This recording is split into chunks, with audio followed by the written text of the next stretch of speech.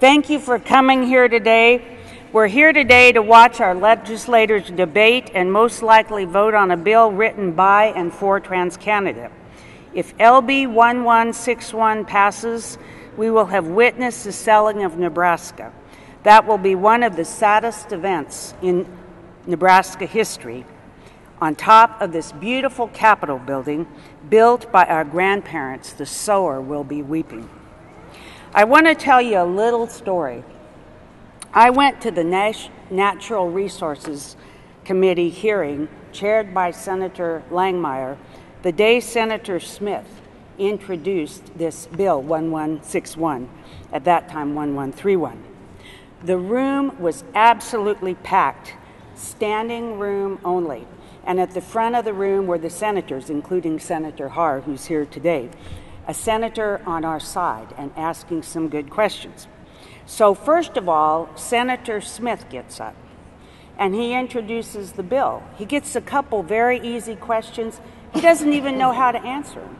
It's not even clear he's read the bill. It's very clear he hasn't written the bill and doesn't understand the bill. So he deflects the questions to TransCanada. The next guy gets up. He's wearing a very expensive suit, Italian shoes. He greets Senator Langmeyer, asks him how his hunting season went. He introduces himself as the North American's Chief of Operations for TransCanada. And he explains to this room full of Nebraskans how TransCanada loves us and is going to take good care of us and keep their promises to us. Then he gets a few questions. Well, he defers them to the attorney. TransCanada's attorney gets up.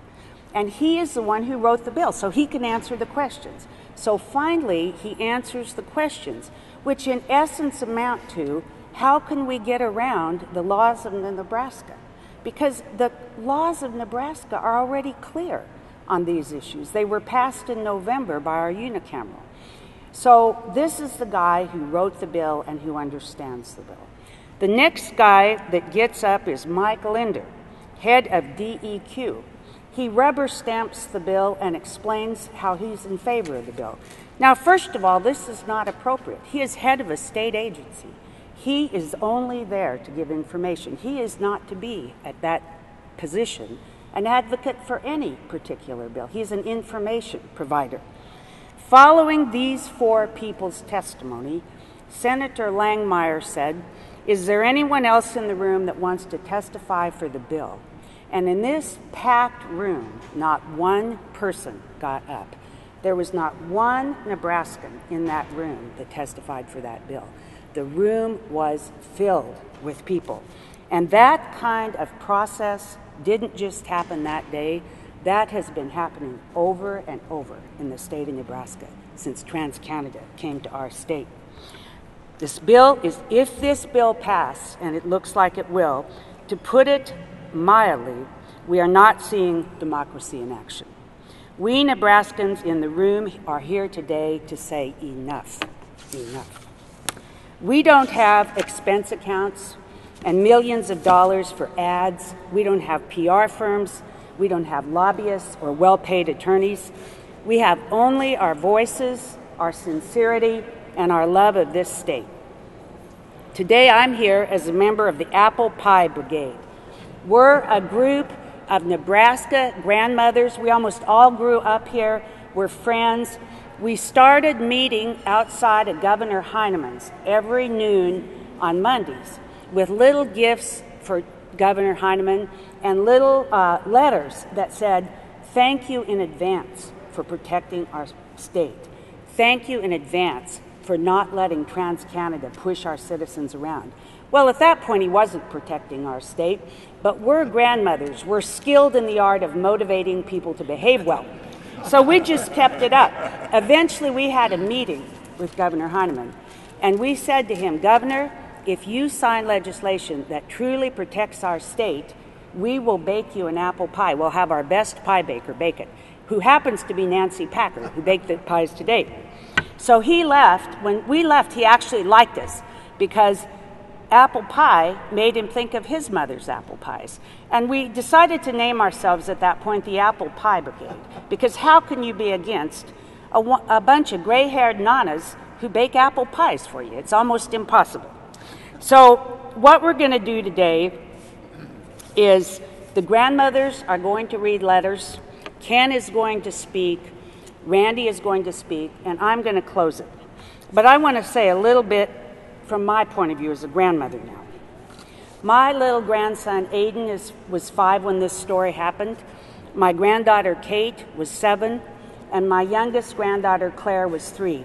We're all out lying on the banks of the Platte. They live near Central City, looking at the Perseid meteor showers. Now, the children's ages tell it all. Kate is 7. She's going, Nana, I've seen falling stars before. No big deal. She is sophisticated. She doesn't need to look at falling stars. Aiden is holding my hand and saying, Nana, I want to always remember that I was holding your hand when I saw my first falling star. Claire, the little one, I want to see a falling star. But she never looks at the sky. And then we'll see one and she'll go, I didn't see it. And I'll go, Claire, you have to stop chasing frogs if you want to see a falling star. She never sees one. On our way back in to Central City, we top a hill. And Aiden says to me, Nana, don't you think my city is beautiful tonight? The lights are twinkling in Central City. And I think about it a minute. And I say, you do have a pretty little town, Aiden. It's very pretty with those lights on. Then he thinks about what I said, and he said, Nana, Central City is big to me, but it's small to the rest of the world. It's small to the rest of the world.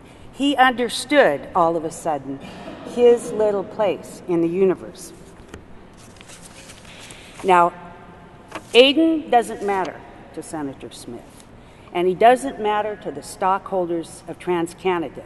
He is small to them, but he is big to me.